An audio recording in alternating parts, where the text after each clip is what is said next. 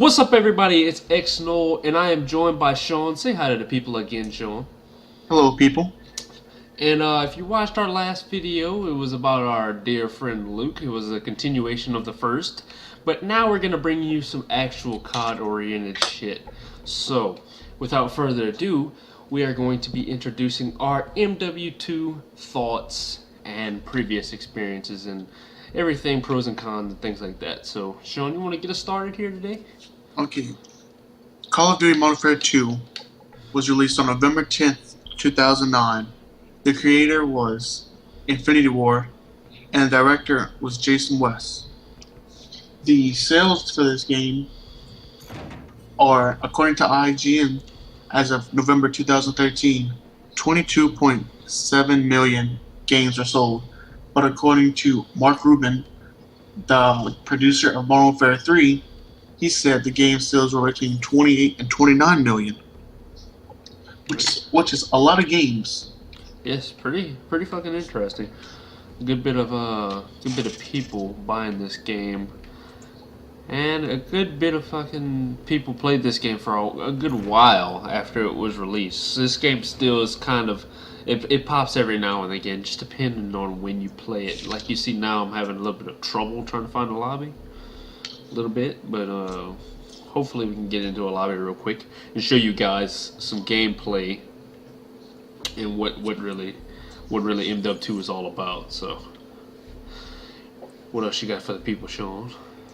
Let's talk about our time playing, since this was mine and your first time playing Call of Duty. Yeah. We'll just talk about our general experiences with it. And after that, we'll talk about the pros and the cons of what we think about the game. Now let's start off with, how was your experience playing the game?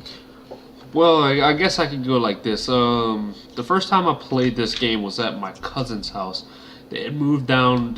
From Oklahoma to live with their mom for about a year and a half, and we used to play a lot of special ops and a lot of stuff like that. So we played special ops in like 2v2s. It'd be me, my two cousins, and Trey would play with us. So that'd be 4 people.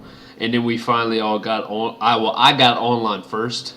So I got the game after I got online, and I started playing online, and it just kicked off from there. And then Trey got the game, and then I met all these people online. So it was just as a went thing. It was pretty fun. We used to play in a pretty 6-mans pretty much all the time. It was 6-mans, and me and Trey would always play together. So that was one thing. So we used to play this all the time. It was pretty fun experience though. I do agree.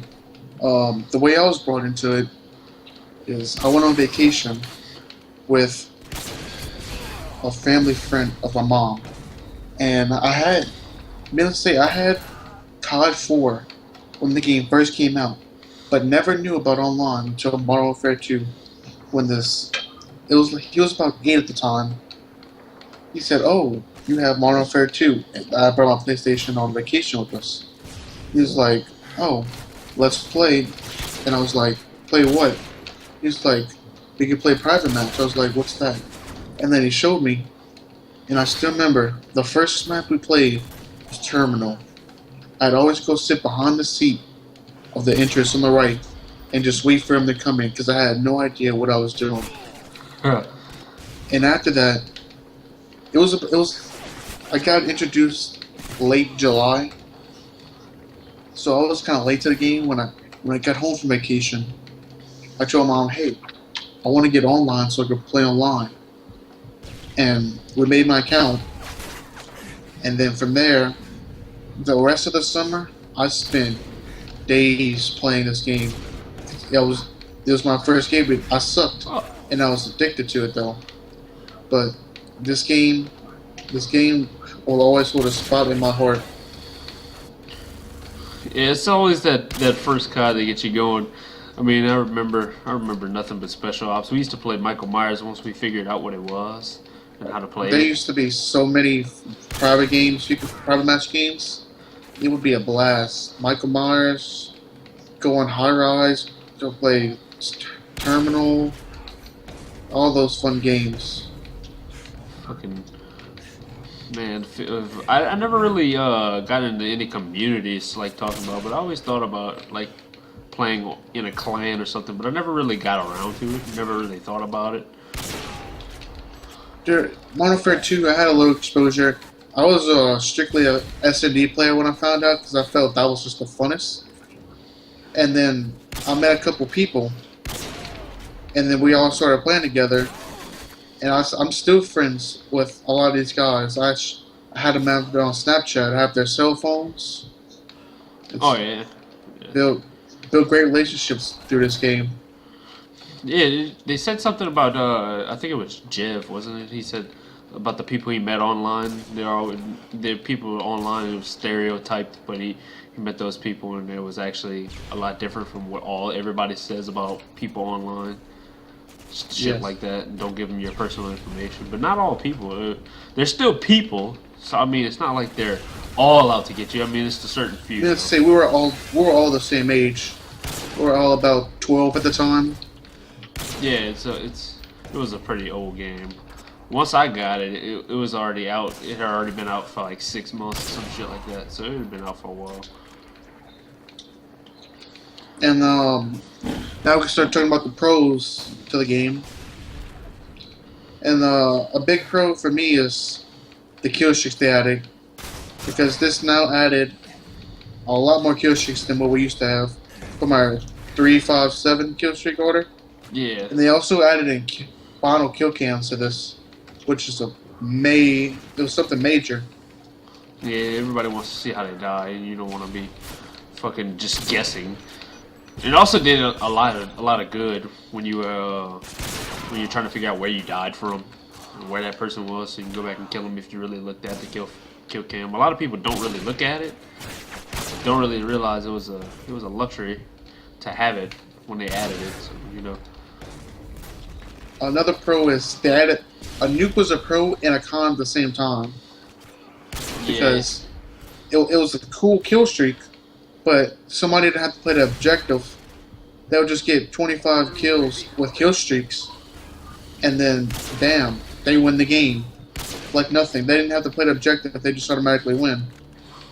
Which is a bad thing, but I mean, if it was gonna end, I would say if they could have extended the kills a little bit longer. But I mean, 25 back then probably wasn't very extremely common. It was something new, Yeah, because everybody's used to 3-5-7 having a UAV, having an airstrike, or just airstrike, and then having a chopper for dogs.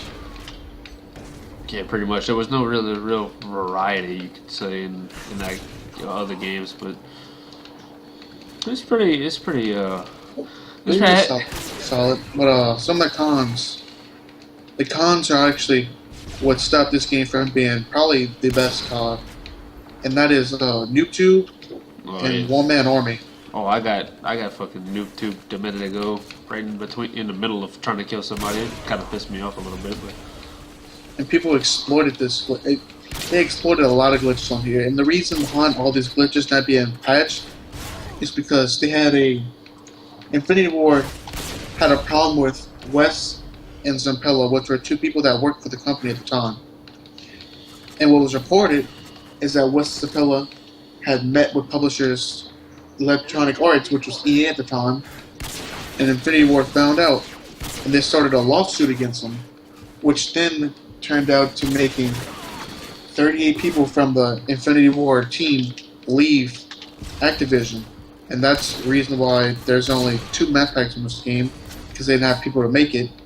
And it's also the reason why there's still bugs in this game, and they didn't fix it because they didn't care once the people left, because they were already working on the next COD. Yeah, they were already in between CODs right there. So I mean, you could probably kind of feel that out. You could figure that.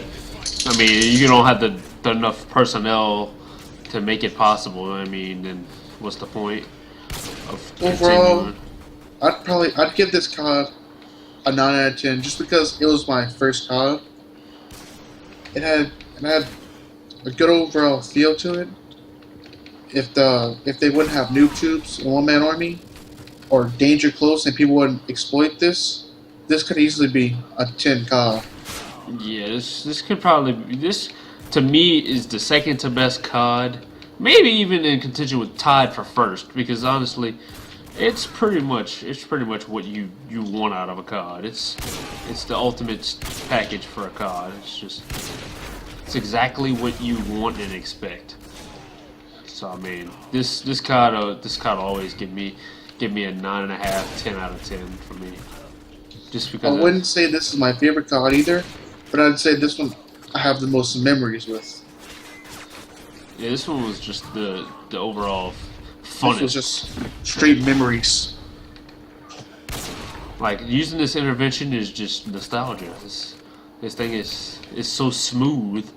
It's so fucking nice, and it's just overall one of the best snipers ever in COD history so far. And another con that I just forgot about was this game had major problems with people boosting for camos. Yeah, tech inserts and things. Yeah, Just boosting fucking- for nukes and all this it was just unnecessary at the time. Just try to hit a bill. Just try to hit a bill, Sean. Oh! Okay, I just fuck it. No scope for the win. I guess that'll work. I was like, let's hit a bill. Somebody started shooting at me. I panicked. I was like, can I get up there? No, I can't. I didn't get anything. Fuck it, no scope. Alright, should we end the video now? No scope, final kill cam. But anyway, guys, if you like this video, please go in the comments section below. Tell me what your experiences with this COD and all the different things that you think we missed when we went through our list. We didn't really go all too far in depth, but we tried to get as much in depth as we possibly could with this COD and just off of the top of our head what we thought we would just implement into the video. But go in that comment section, go to the sub button, hit that sub, and please leave a like on the video and tell us what everything you think that we could have covered and what we did cover and what you liked about the video. So thank you guys, and peace out from X Noel. Say peace to the people, Sean. Peace, people. And we out.